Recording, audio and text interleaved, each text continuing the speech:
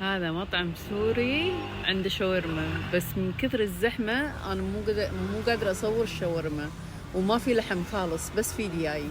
هنجرب الدياي. منطقة الفاتح منطقة كلها عرب، بس في مطاعم لذيذة، سندويشات على مشاوي على اللحم عيش، كله حلو، وفلافل.